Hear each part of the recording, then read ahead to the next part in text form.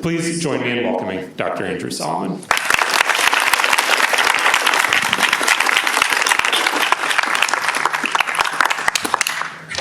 I don't know that I can live up to being a genius. I think being the keynote just means being the most overdressed person in the room. But I wanted to say what an honor it is to speak to all of you and to be part of this conference. It's been fantastic. I've actually learned a huge amount sitting here. Often, if I'm speaking at something, I try to avoid everything else, but this has been really illuminating. I'll begin just by saying that while I know this is a conference about digital issues, at least in principle, though there's so much else that's been covered, I think overall at the moment, in the dialogue and discourse around youth mental health and suicide, there's an overemphasis on digital issues. They're certainly an important part of the environment. They make an enormous difference. They're part of our everyday reality, but they don't exist separately from the rest of life. And there's been a lot of talk about various kinds of intersectionality. The intersection between the digital and the rest of life,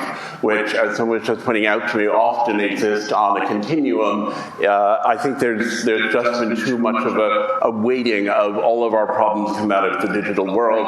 And I think that's partly because there's a perception that what's digital can be fixed. That if the problem is social media, it's sort of quite narrow and quite simple. You can sue the social media companies, you can make them do other things, you can put in regulations. There's a pleasant delusion that that will actually solve the problem. It would help, but it is not going to solve the problem. Indeed, the prejudice itself is hardly novel. At the time of the Lavender Scare in the 1950s, when gay people were being hunted down and thrown out of all kinds of government jobs. I don't know if that resonates these days at all, but at that time, there was an enormous amount of suicide that was associated with those policies. And I also want to look at this idea that I think many of us are coming to terms with at the moment. There was the idea that there was actually progress that was driving the way that we lived, that we were constantly moving toward greater equality. And there's some debate now as to whether progress is never a straight line, whether this is just a dip. But I think that old "it gets better" idea that was very useful in the moment when it was proposed has been conclusively disproved right now. Sometimes it gets better, and sometimes it doesn't. And when we're looking at suicidal teens, one of the things, and especially suicidal LGBTQ teens at whom that campaign was originally directed, one of the crucial things is that they not feel patronized. Because anyone who has even a modicum of intelligence can say, I've seen it not get better. And if you keep saying it gets better, then I feel erased and I feel invisible in the suffering I have in my perception that I might be one of the people for whom it doesn't get better. So there's the question of digital media as being, of course, the place where queer people may congregate, and also being the place where they may be bullied. And I kept thinking of the Stonewall Inn and how it represented for the people who were there a place of safety until it represented a place of threat, and how the response to that threat then created a much broader notion of safety. I think this is in many ways a parallel moment to that one. We're all aware, I think, of how often these apps can be misused. I was fascinated by the points being made before about false registrants in surveys. Apps have been used particularly to entrap people in, especially in the Middle East and in Russia, but also in other areas, including here. People pose as one thing and are in fact a secret or even a not-so-secret police. And so there's a lot of darkness that can come out of that. And my husband and I, some years ago, invited a Libyan refugee whom I had met when I was reporting from Tripoli to live with us because he was otherwise going to be sent to a community in rural Nebraska that I thought was going to be perhaps not so welcoming of a gay Muslim immigrant. He's since gone on to graduate first in his class at Columbia in neuroscience, but in between, he told the story of how his life in Libya fell apart. And it was because one of his best friends needed to borrow a computer to finish something. And Hassan didn't realize that that friend could go through his browsing history, figure out what websites he'd been on, report him as being involved in gay life, and with the result that he ended up having to fear for his life. I have had a lot of experience, as there was talk about the question of trans youth. When I started writing about trans youth, people said to me, how can youth be trans? That was probably 25 years ago, and now, of course, trans youth are in everyone's eyes. But even in the time, it was, I think, during the Biden administration, I was invited to give a lecture at the largest children's hospital in North Texas. And I went down there, and before I went, about a month ahead, they said, we have some people who are going to interview you on our podcast afterward, and they really would like to be well prepared. Could you send us your notes? And I said, well, the nature of notes is that they are just notes, and you won't be able to tell what they refer to. I said, but since you seem so eager, I will send you a couple of anecdotes that I've written for this book on youth suicide that I'm working on. And 3 days before I went, my lecture agent forwarded a note with an apology and said, I'm sorry I have to forward this, but I do. And the note said, everything you wrote is so facet, but you mentioned one trans person who died by suicide. That's a very political issue here in Texas, so please don't talk about it. So I realized that they weren't going to pull me off the stage with a cane, and I, in fact, emphasized that story a great deal more than I think I would have otherwise. What was most striking to me was that I thought, this is not some sort of wild rally of this is a children's hospital. And I'm talking about youth suicide. And this is a group of children who are killing themselves.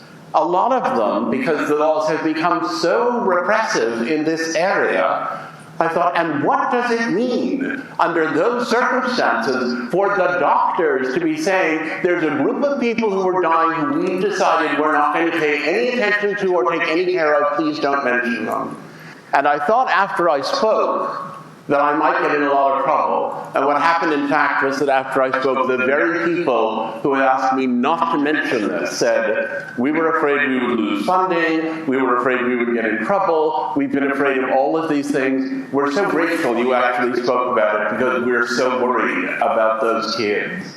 And so I think the silencing effect that we're all experiencing during this administration, and which is so powerful and overwhelming, especially within the LGBTQ plus community, that oppression is being accommodated not only by headliners who are running big companies, some of them tech companies, I should add, but also by all kinds of other people who are actually really quite concerned, or at least open to being concerned, about us, about our children, about those who follow in our footsteps. As I've been going around doing the research for my book, one of the things that's been most striking is that I had divided it. It's broadly about the issue of youth suicide. It was something that began when one of my son's classmates died by suicide at the age of 12. A very, very sad moment for us as a family. And as I've gone around, I thought, well, I've got a chapter on LGBTQ suicide, and that's going to be one chapter, and then I have all of these other chapters, and then I would go off to interview people, and I was interviewing someone for a chapter on suicide in the military, and we would have a long conversation, then partway through, I would say, wait a minute, he was gay? And they'd say, oh yeah, that was part of it. And I would think, he's climbing into the wrong chapter here. And then I would go and interview a family who came from some other part of the world that I wanted to write about, or a family of immigrants, or whatever the families were. It kept surfacing over and over again. And I thought, am I somehow doing this because of my own prejudice? But I don't think I was. I think it's just that a lot of the suicide that gets unnoticed, that goes unreported as being about the oppression of minoritized groups of various kinds, including the LGBTQ community, I think a lot of what's going on is hidden because it's hidden behind so many different veils. And there was talk before about the people who enroll falsely in studies. I think it's important to emphasize queer people learn to lie really early because most of us, at least, go through some period of covering up our identities. And suicidal people often lie. I said to someone recently, to a young person I know, I said, "Do you ever think about suicide?" And he said, "No, but if I did, I wouldn't tell you." And I thought, well, that's enormously honest. And so I think when you come to the intersection of these two groups who need to keep secrets, the fact that there are secrets about who will live and who will die is really not very surprising. One of the families I interviewed was a family who had emigrated from India and were living in New Jersey. It was a family, their names were the Kulkarnis, and they had a son named Shiv. And before I went, Shiv's mother said to me, "Do you like Indian food?" And I said, "Yes." And she said, "Are you okay with spicy?" And I said, "Yes." And she said, "North Indian or South Indian?" And I thought, there is a correct answer here, and I don't know what it is. And I said, "South Indian." And she said, "Well, we're North Indian." But when I got there, to their house, it was filled with the most unbelievable smells of things cooking, and there were 18 pots somehow on a 4-burner stove, and there were and I looked around, and their daughter said to me, "I haven't seen my mother cook like this in years." And I said, "Shilpa," I said, "this was so kind of you, but I've just come to interview you. You didn't have to do all of this." And she said, "I wanted to cook all of Shiv's favorite dishes one last time." And we had a conversation in the community that she was in. She said, growing up, she had never known anyone, to the best of her knowledge, who was gay or queer in any way. And she had never known anyone, to the best of her knowledge, who had ever seen a psychiatrist, a psychologist, or a therapist of any kind. And when she realized that her son was struggling, she figured out, in a system that is not welcoming to immigrants and that is not welcoming to people without the experience to assert themselves in exactly the right ways, how to get a therapist for her son. And then she was looking at him one day. She walked in when he was using his computer, and once again it was the computer that told, and she realized that he was gay, and she asked him about it, and she managed to figure out what it meant to be gay in America. And she said, "I knew he wasn't going to rest comfortably until I could find a happy gay Indian couple." She said, "I had no idea where to begin." But she searched around, and she finally found a gay Indian couple living in Chelsea in New York.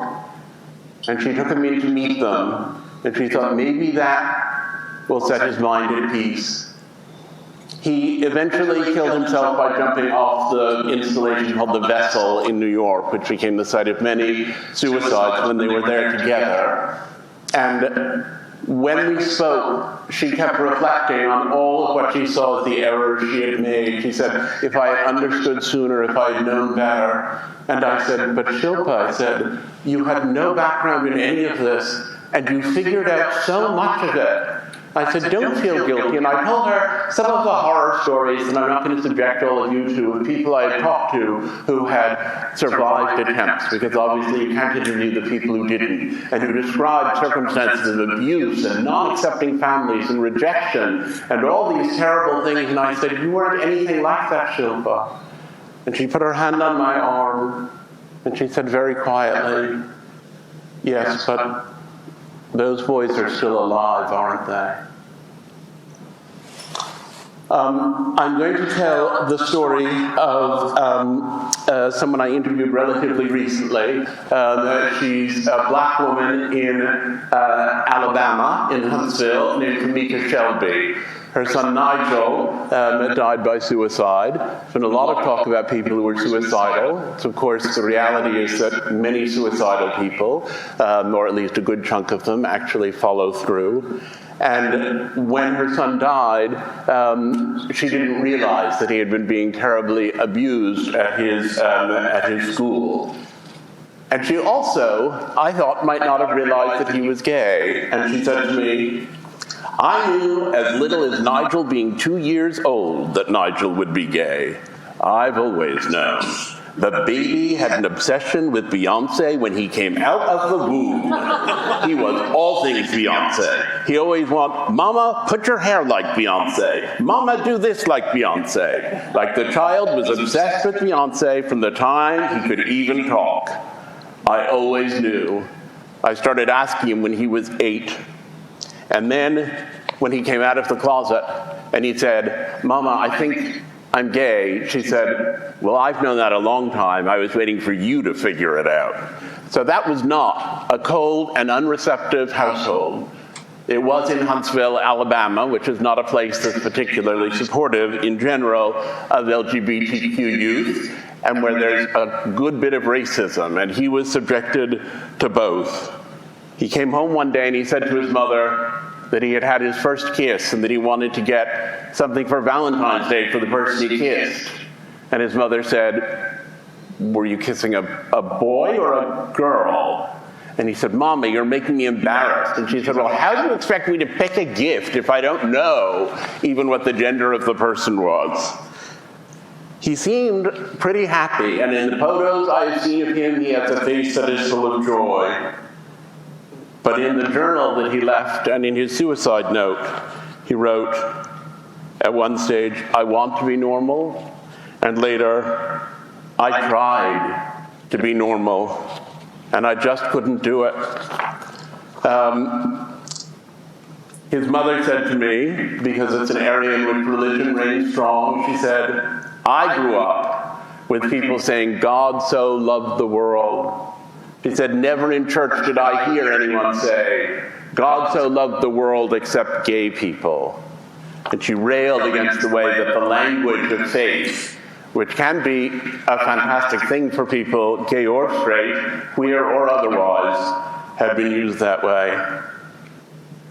The morning of Nigel's suicide, she said she had prayed, and her prayer, she said, was, God, I need you to wrap your arms around my son. Take this darkness away from him. Just heal him, Lord. Protect him. And when she got home that day and found the body, she was very angry at God. But she said, over time, she said, I realized God was telling me, I gave you exactly what you wanted. I might have not given it to you in the form you wanted, but you asked me to take Nigel away from all his pain, and the best I could do was bring him home with me. He's never going to suffer anymore. I gave Nigel the greatest protection he would ever have. The idea that that was the greatest protection, the idea that that made sense to a mother who was enraptured with her son, reflects where we stand now. And digital interventions, while they do all kinds of useful things, they don't touch on that, on what it's like to grow up with that thought. She said when Nigel was growing up, he always used to say to her, Mama, I'm going to be famous one day. And she became an activist after he died. And she said, he is famous. She said, he's not here. It's not the way he thought he was going to be famous. But that wish came true too. She said, I feel closer to Nigel now than I have ever done. How do you feel closer to him now than when he was in the flesh? She said, I've gotten to know other children like him. And there were things that I didn't understand when he was living that became very clear to me with his death. And she talked about how she wished they had been clear to her when he was alive, that she hadn't understood what she needed to do for her son only when he was gone. She said to me, he's probably smiling down on me because he's seeing that my mama is so much stronger than I ever knew she was, which he knew that I was always a strong person. He's probably proud that I didn't give up and that I didn't let his death kill me. That's what he asked for in his suicide note. So I know we've talked a lot about numbers, and I really see the use of numbers, and digital technologies are often used to accumulate numbers. I don't think numbers really are going to make the difference that needs to be made.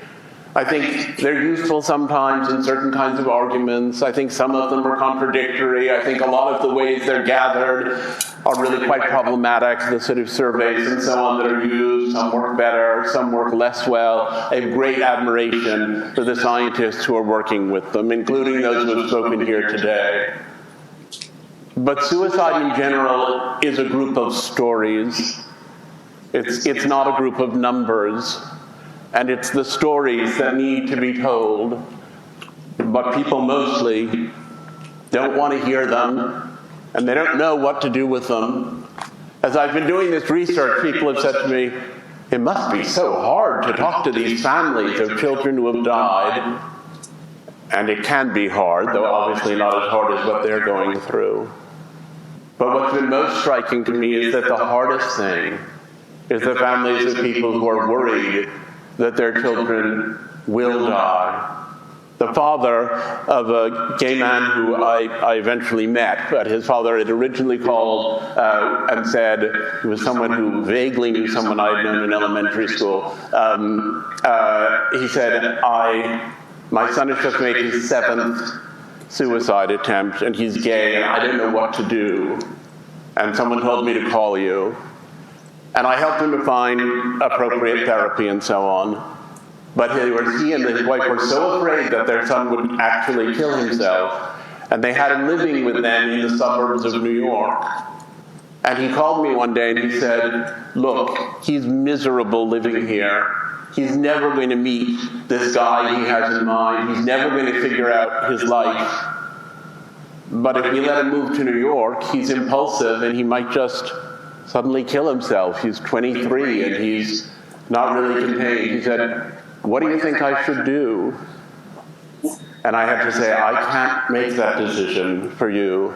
I said, the situation he's in, I've spoken to him as well, strikes me as untenable, but I certainly can't tell you that if he moves to New York, he won't kill himself. He's actually now in New York and doing very well. But I thought, what does it take to try to make these terrible decisions which confront even, as I said, the supportive parents of LGBTQ youth? And I'll tell you, that's where my research has been, because people who are abusive to their children mostly don't want to talk to someone about it. The people who talk to me are the ones who loved their children. A lot of them among the most loving parents I've met. And it's the frustration and despair that have come with their love that have made things so difficult. Now, there was talk before about the question of LGBTQ suicide and other kinds of suicide. And I think it's important that these things all be brought together. I think there's a conversation to be had, a large conversation, so large that perhaps it's impossible to have, which is, why are so many young people in a state of despair right now? What is it that's gone wrong that has caused things to escalate so much? And I say escalate because it's not as though it's all a new development. It's only that it's happening much more and much more visibly than it used to. There are all these questions around it that come up and that also seem particularly to resonate in this community. The argument about whether it was okay for people to be gay hinged completely on the question, well, almost completely, on the question of whether it's a choice. You know, if you were choosing to be gay, you were a terrible, sinful, awful person, but if you really had no choice at all, maybe you should be allowed to marry someone and the rest of the world might put up with you. The question of agency in suicide also resonates all the time. Did she have a choice? Did they intend to do that? Did they recognize what was going to happen? Did they want to die or just to be dead? Did they want to be dead, or did they just want to do something dramatic? What was chosen, and why? Why did they make that choice? And I found myself talking over and over again to parents, and parents who have lost a child are dealing with their grief. But the world is quite well set up, not adequately ever, but for supporting people in their grief. But they're also often dealing with bewilderment, with the sense of not being able to make any sense out of what happened. And there is no support for bewilderment. If you say people describe to me, there would be something that someone would say, why did your kid kill himself? And when the parents say, I don't know, it's the most alienating possible response. Because if that parent didn't know why that kid ended up killing himself, then how can the parent asking the question know that they are safe?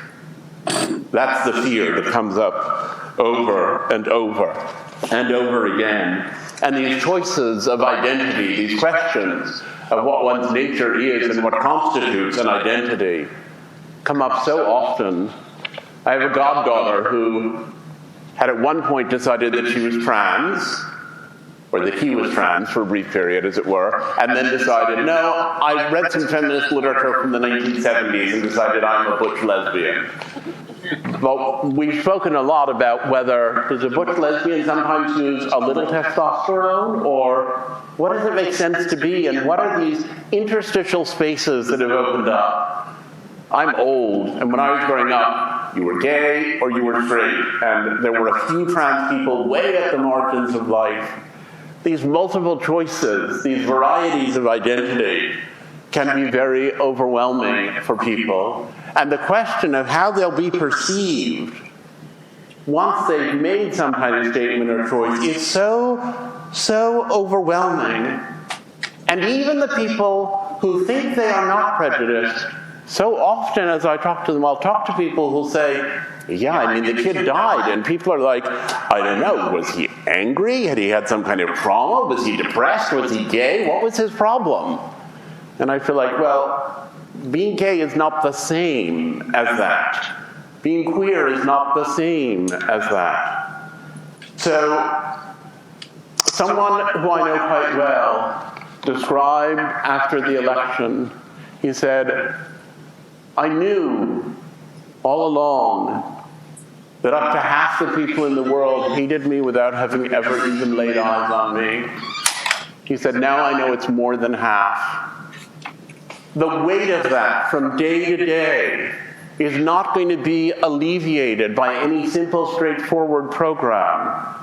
Someone pointed out a few minutes ago that there is no such thing as being rid of the stigma and that won't happen in our lifetimes, and that's true. But helping people understand how to navigate the stigma itself, and helping the people who are not the ones who are at the bullied end, as it were, but at the bullying end, to understand those consequences is huge. I, at one point, when I was much younger and hadn't yet figured anything out and was full of self-hatred, blamed my parents. I blamed them quite a lot, which was really quite unfair. They were really basically very good about it. But I realized afterwards it wasn't that my parents' sense of disappointment that I was gay was what was poisoning me. It was living in a world where being a queer person was so unacceptable, where everyone was going to say to my parents, oh, I'm so sorry, when did you find, oh, I never, all of those things that people would say to them, and all the things people would say to me. And of course, the life I have now with a husband and children and going where I want was almost unimaginable in the 1980s when I was first beginning to grapple with some of these questions. The loneliness that exists there is so consuming, and you can be the most popular person in the class and dearly beloved of your family, and all these other people who don't know what it's like to wake up thinking more than half the people in the world hate me. They don't have any idea what's going on inside you, and it's so difficult to describe and to explain without sounding mawkish and melodramatic and angry and self-pitying. It's a subject that, because of the stigma, has become almost impossible to talk about. I'm going to read you just a very short passage and then ask you to guess quietly where it might have come from. This is something that, well, I'll just read it to you. Who can I speak to? One's companions are evil, friends do not love, hearts are greedy, everyone seizes other people's things. The gentleman is nowhere to be found, but the violent one has access to everybody. Goodness is rejected everywhere. A brother one worked with has turned into an enemy. Every man is downcast, no one is reliably kind, and I have no real mate. I see death today like the recovery of a sick man, like going out into the open after staying inside with a fever, like the passing of rain and the clearing of the sky.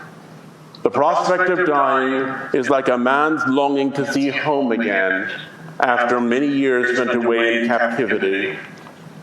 This life has come from its beginning to its end. You can all think for a moment. That's from a papyrus from the Second Middle Kingdom, and it was written 3,600 years ago. It's a papyrus that has actually been studied quite a lot by Egyptologists and very little by psychologists. I admire the idea proposed on this stage of getting to zero suicide by 2030. And I don't want to rain on anyone's parade, but that is not going to happen. But we could try to figure out why, with all of the breakthrough research and all of the ostensible progress, some of it very real progress, why these rates of suicide remain so high and are in many instances continuing to go up. When I was in the hospital this summer for some surgery, the nurse kept coming in and saying, "Can you rate your pain on a scale of 1 to 10 today?" And I said, "What is a scale of 1 to 10? I said, if 1 is when I stubbed my toe, and 10 is the experience of the woman on the news today crawling through the rubble of Gaza with a starving child. I said, how do you expect me?"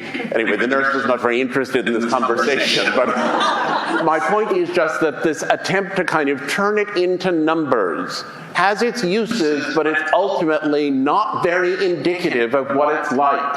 You can't even rate how much your back hurts on a scale of 1 to 10. How can you possibly begin to say, oh, my despair today is a 6, oh, today it's a 4. What I quickly realized with the nurse was, if I said it was an 8 or above, she would give me a shot of morphine, and if I said that it was low, then she wouldn't. So it was just a practical measure, and the people filling out these surveys often understand that, but one person's pain tolerance and another's are different. One person's upbringing about don't feel sorry for yourself, and another person's upbringing of being indulged in other ways, and another person's upbringing of thinking if I show vulnerability, someone's going to kill me or hurt me.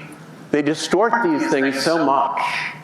And that's why I think it's important to retrieve these anecdotes. I had to meet last week at the UN during the General Assembly with the Foreign Minister of Romania, Oana Toisu, and the Romanian elections, which I realize many of you probably didn't follow very closely, turned out in this instance to elect the party that I and I think many others might have hoped, which is pro-EU and pro-democracy and pro-human rights, and not the party that almost won, that wanted to leave the EU, leave NATO, and ally with Putin. And so I said to her, it's so great that your party won. I want to congratulate you. I really, I also believe in these various things, and I listed them. And she said to me, she's quite young, she's 40, she said to me, actually, she said, I'm glad about all of that. She said, but actually what this election was about was whether the politics of hatred were going to win over the politics of everything else. She said, and at least this time, at least for now, the politics of hatred lost. We talk a lot about dignity.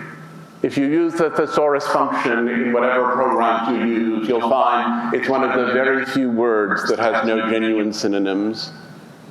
There's been a loss of dignity. And when I look at what's going on now, where there's a denial even of the dignity of the planet, of the whole place where all of us live, that we can strip of its resources and pollute and destroy, it trickles down. Take away the dignity of the planet, and then of the country, and then of communities, and then of individuals.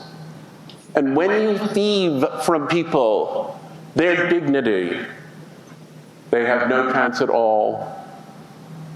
And LGBTQ people are experiencing that in a way that almost no one else is. Sarah McBride, who's the trans woman who's now serving in Congress, the first trans person in Congress, recently said at a dinner that I was at, she said, we don't have any power right now in the Senate, in the House, in the White House, or in the Supreme Court. She said, so all we're left with is the court of public opinion. It's a matter of shifting what everyone believes. She said, if we can do that, then we can win all those other branches back. It's our only hope. So I'm here to say that telling these stories, having a symposium like this one, looking at what these questions are, and acknowledging the suffering and loss that so many young people are going through right now, and that so many LGBTQ people in particular are undergoing, that is our path to redemption. Thank you very much.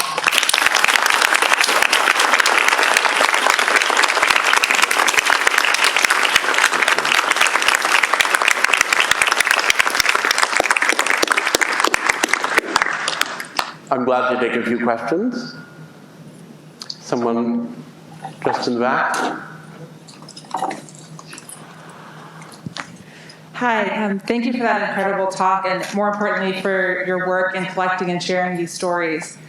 I keep reflecting on something you said about Nigel's mother, saying that she wished she had known certain things that she became aware of as she met youth following his death. And I'm curious, from your standpoint, not just from her story, but from everyone else you've interviewed, what advice would you have for parents, people who work with parents, godparents, grandparents, anyone who works with young people or works with those who are close to young people, who are supportive and want to be supportive, but what are the things that you're discovering that people who are tried to be supportive just didn't know, or should have wished they could have done better in the context of this society that you allude to that we live in, that is, no matter how supportive a family is, cannot change the general context overnight of what's happening outside of individuals' homes. What are some of those takeaways for you?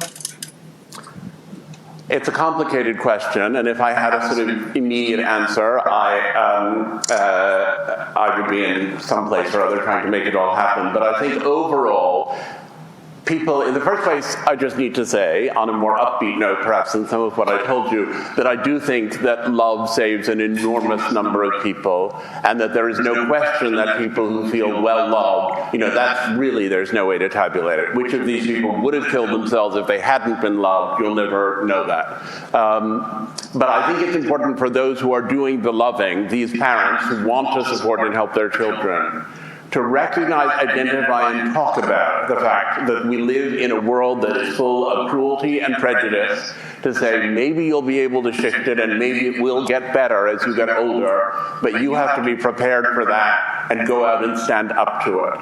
I think the parents, in many instances, don't recognize how deep that external prejudice cuts. They feel like their love should be enough. It's what every parent wants to think. It's what I would like to think about my own children. Your own love is not enough. You have to prepare your children for the hatefulness in the world. And I'll quote actually someone else, and I don't mean it all to be particularly dwelling on race, but I was talking to a black trans woman at a conference a few months ago who was describing some of the difficulties that she had encountered. And I said, what is it that you feel like you're in danger, do you feel like you're holding up? And she said, my ancestors managed to endure slavery in hopes that there would be something better ahead.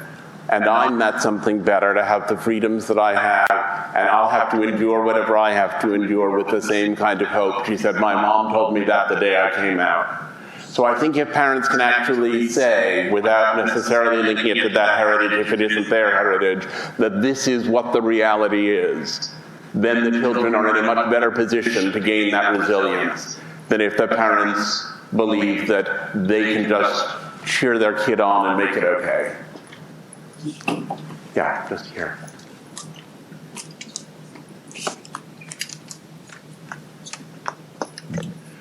Really enjoyed that. Thank you, Andrew. I'm very interested in what you think the potential is for LGBTQI plus identities and the oppression we experience to be a source of revolutionary enthusiasm or energy. And I think that's connected to mental health. I think often of Mark Fisher's writing on mental health, the author of Capitalist Realism, and his belief that, our psychological distress provides us with the impetus to change the world around us, to do something revolutionary. And do you have any hope that this intersection may provide us with a spark for something different to emerge, or is this not the kind of terrain in which we could change things?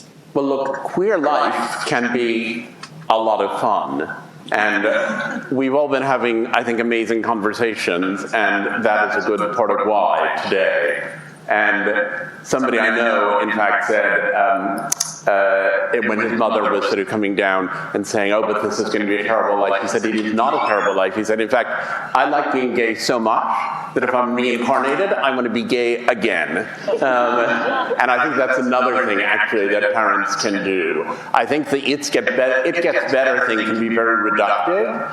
I think saying it's very difficult, but there are also enormous joys, and there are ways for you to find your way to them. There was talk also from someone about joy earlier. I think that positive approach, I think it was in the last panel, that positive approach I think can be transformative. And I also think that yes, going through any form of pain or anguish or suffering, which most people do in one way or another, can make you more empathetic and more kind, if that's what you're determined to do and to be.